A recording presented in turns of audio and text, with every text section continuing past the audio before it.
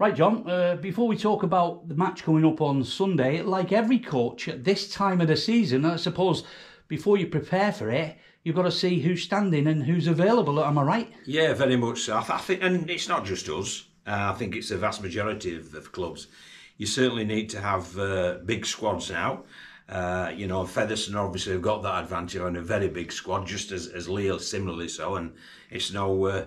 there is a correlation between they're the big spenders and they've got the biggest squads. But yeah, what you've got to do, you know full well the Monday is basically looking back at what's happened on Sunday, having an injury clinic, starting the recovery process, and obviously you do lose players inevitably. So have you come out of last week then, in that sense? Yeah, well, there's a couple of three who are unavailable for this coming week, as you'll see with the squad that's been announced. But, we've had to call Brad Allroyd back from Swinton on loan.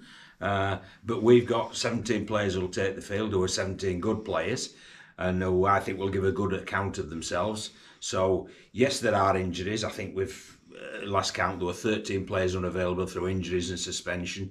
Well, you've just got to ride it, you roll your sleeves up, get stuck in, and we'll see what happens. Just a last word about last weekend, John. Both coaches could have won it. They both agreed. Could have been a draw. Yes. That kind of a game. Is it a game that you can learn things from as the coach? Yeah, definitely. Yeah, I mean, I think you always learn from every game.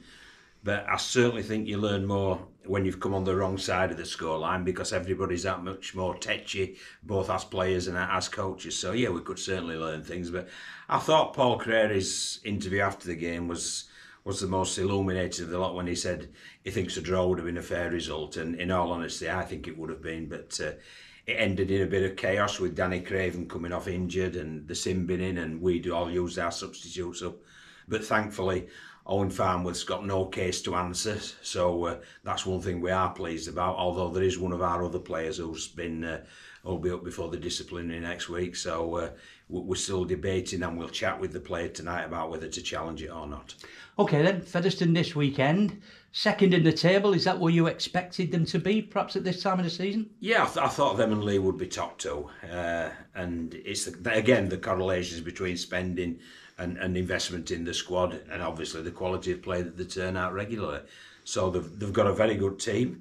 You've only to look at the full back position where they've got Brandon Pickersgill out, Mark Carella's out, but they've still got very, very good players who are able to play in there. So they've got injuries as well, just as everybody else has, but their squad is very, very strong. We've just been chatting about their 21-man squad, and there's going to be 4 pretty good players who'll be left out from that. So they're in a good place. They're a quality team.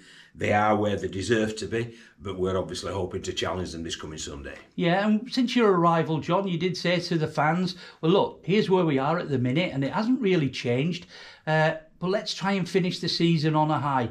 Is this the biggest challenge that you've faced, do you think?